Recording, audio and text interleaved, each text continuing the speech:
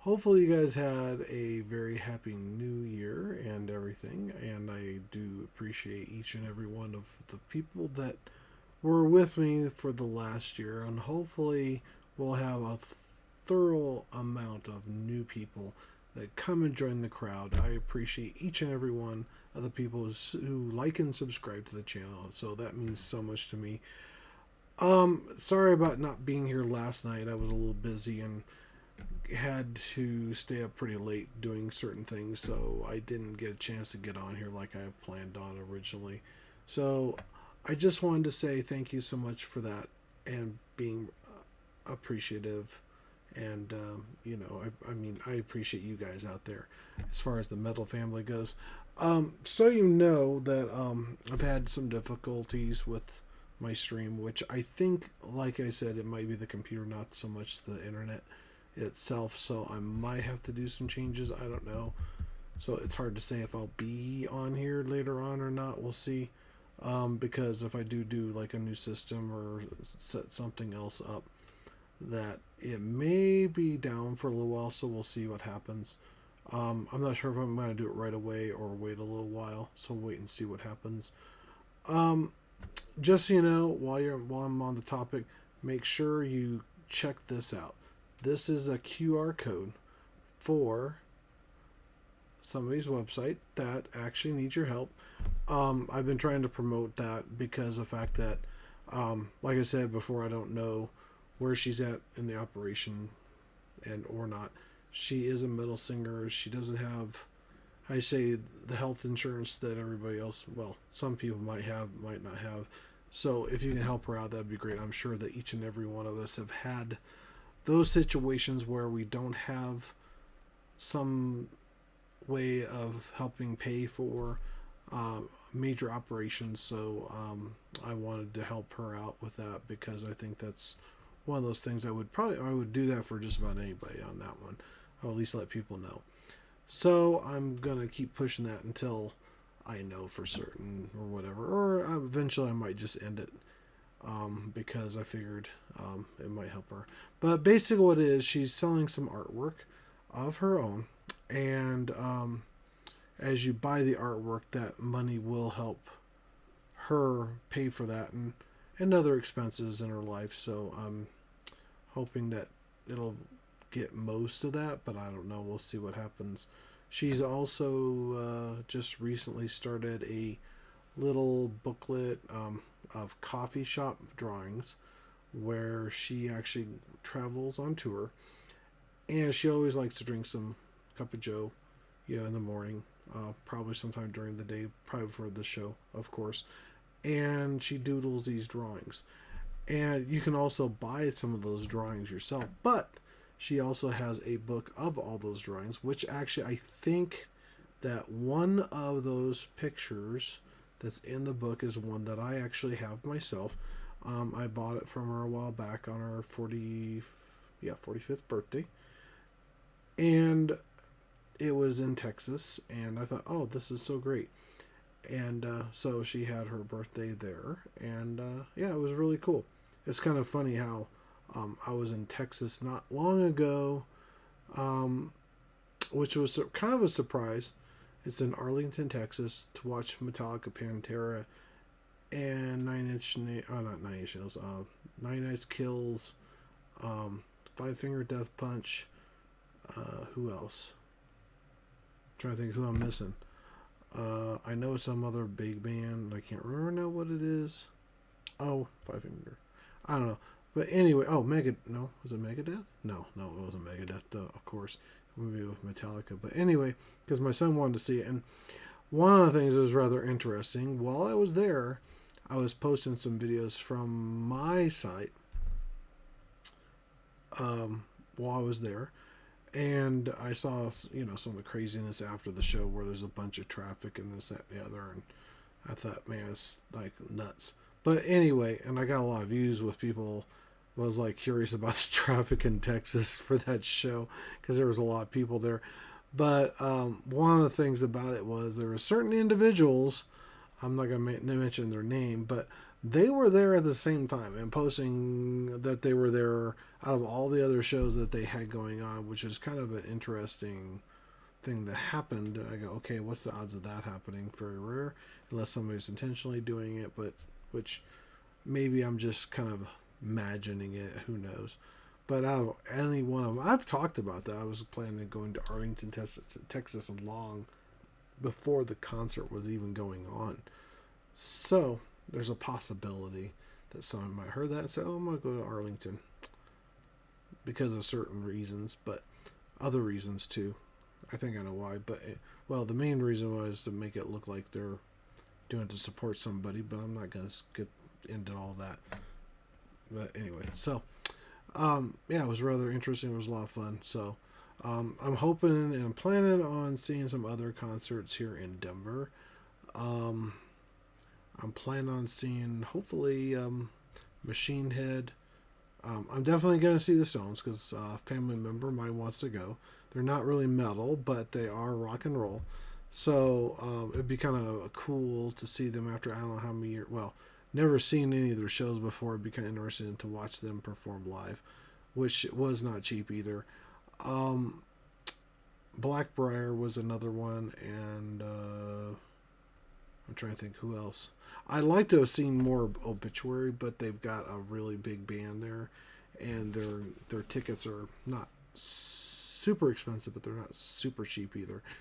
Um, I would love to go see that too, but I probably won't. It's at Fiddler's Green, which is really cool.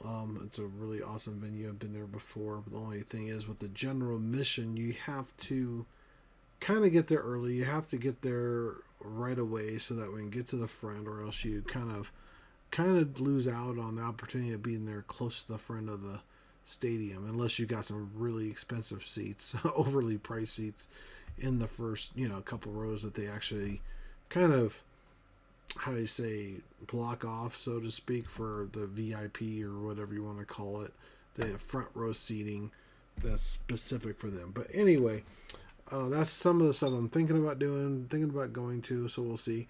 I know John 5 is supposed to be in Sunshine Studios and another band as well that I thought might be cool to watch. And I'm trying to remember now who it is, to be honest. So we'll see what happens.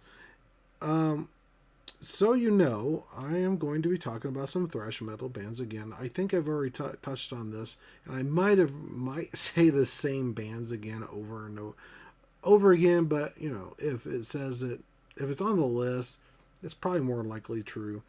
But for thrash metal, which is always really cool, I always wonder what defines thrash metal because there's some bands that seem like they're thrash metal and something else.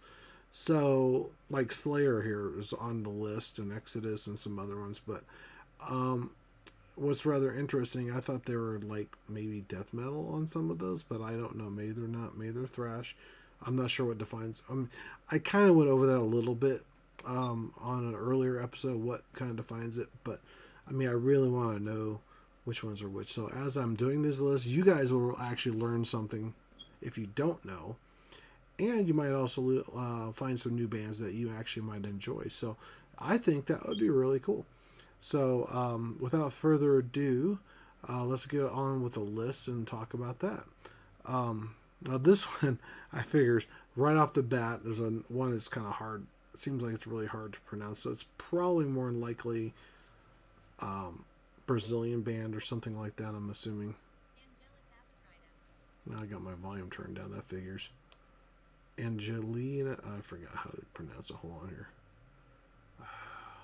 Now that Angelus Apatrida. Angelus Apatrida. I see. I can barely pronounce it even with that. These are, what was it? Did I say web? I think these are albums. That's what it was. Yeah. Devil Unleashed is what it is. Let me see here. What the heck?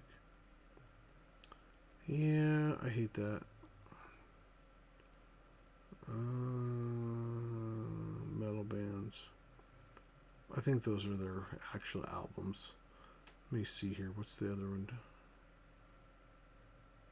Yeah, I think it's their album. Hendrix.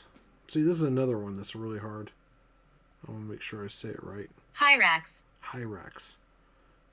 El Rosto de El Maroto. Okay, it's in Spanish, so it's one of those like, okay, how do you say that in Spanish? El Rostro de la Muerte. 25. There you go. Number 20. Oh, I said 25 at the end because I get hit 25. Number 23 is interesting. I've heard Whiplash before, I think, a few times, which is number 25, called Trash Back. It's interesting. Number. So, I say Whiplash. Oh, Onslaught. Did I say that? Yeah. 22. Onslaught is Killing Peace. It's rather interesting. Number 21 is All Artillery When Death Comes. So I think these are actually some other bands that I've never talked about. So it's kind of interesting because I don't think I've heard of these names before. Number 20 is Death Angel, The Art of Dying. I don't think these are in order as far as the most popular, but I could be wrong. The Art of Dying, because Death Angel is a really good band. So I'm surprised they're at number 20, but you never know. It's hard to say. Number 19 is Fueled by Fire, Plunging into Darkness. That sounds kind of cool. I like that. Number 18 is Gamma Bomb. That's the band. Citizen Brain is the name of the album. That's a kind of an interesting title. I'm kind of wondering what that's about. It's a Citizen Brain. So is it a brain in society that knows too much, maybe? Because Gamma Bomb reminds me of like gamma radiation. Maybe it has something to do with the Hulk, and I forgot his name. He was the brain of, like, he had gamma radiation, but it improved his brain function to where he was really super intelligent. But he was kind of like a Hulk style brainiac kind of thing instead of muscles because he was smart to begin with. But even what's his name was Bruce Banner was a smart guy too, with a highly intelligent brain. That's kind of why they went from the Green Hulk to the Gray Hulk kind of phenomenon. So the Gray Hulk is smarter than the Green Hulk was, because he has both the strength and the brains, which is rather interesting. At least he can control things a little better. So we'll see. Number 17 is Violator with Chemical Assault. Now, that's an interesting topic. I wonder if they talk about, like, topics of that nature when it comes to their music. Because even like Sepultura, they do stuff with rainforests and other things and tribes and what affects Brazilian people, which is really cool, and even society as a whole. Even Anti-Cop is what they call the one song, which is rather interesting. See here, again, Violator. Number 16 is Suicidal Angels, Eternal Damnation. Interesting. That sounds different. Number 15 is Vector from Black Future is the name of the album, which is kind of a dark thing to hear. I'm not sure if I've heard Vector or not. I'm not positive of that. Number 14 is Toxic Holocaust, an Overdose of Death. That's kind of cool. I like that. That sounds different. It's really deep and heavy. Holocaust reminds me of the Holocaust with the German soldiers and things like that. With the Holocaust, which is kind of scary. So that's probably why they did that. I don't know, because I know there was a lot of nuclear warfare and some other really kind of scary stuff at the time of that war, in World War II. So. Number 13 is Bonded by Blood. Feed the Beast is the name of the album. I'm assuming, or maybe it's I still don't know if these are songs or the actual albums. I think they're the albums because it sounds like a item title. Who knows? Number 12 is Havoc, called Burn. Number 11 is Waste Waste Them All, released in 2003, but was considered influential in 2000 thrash metal. Warbringer, The War Without End, was released in 2008, but considered influential in 2000 thrash revival. This is really interesting. Even though these are newer albums, that they're saying, oh yeah, but they're influential, they're in being I can't even say it, influential in 2000, kind of like Warbringer, War Without End, released in 2008. That was one I just said. Number 9 is Evil, Enter the Grave, and that's the same one. 2007, considered influencing things in 2000. I don't know why. You think that's kind of backwards, but anyway. Tankard is number 8 is B-Day. Sodom is number 7 with M16, which I guess is, I'm assuming it's the gun. Number 6 is Destruction, the Antichrist. Number 5 is Creator, Enemy of God. That's interesting. Number 4 is Machine Head, the Burning Red. I don't think I've heard that album, to be honest, because I've heard some of the other stuff. I might have to check that one out, because I don't think I know that one at all, that I know of. Unless I've heard the music and I just didn't know it existed. I didn't see the actual cover, what it was. Anyway. Number 3 is Testament, Formation of the Damnation. Oh, Formation of the Damnation. Okay. I think that's what that means. Yeah. Okay. Number 2 is Exodus, Temple of the Damned. Well, that's kind of interesting. Number 2 and number 3 has damned in it, or damnation. Definitely different for the top 2 titles. We have a damnation thing going on here. Who knows? Number 1 is Slayer, and this is, I have no idea, Diablos in Musicosa, I think is how you say that. I think that's how you pronounce it. Diabolus in Musica. Musica, yeah, that's what I thought. Okay. Yep, that is the whole enchilada with the top, I guess, 25 songs. I don't know if they're, like I said, they're in order and which list it is. It's just a generic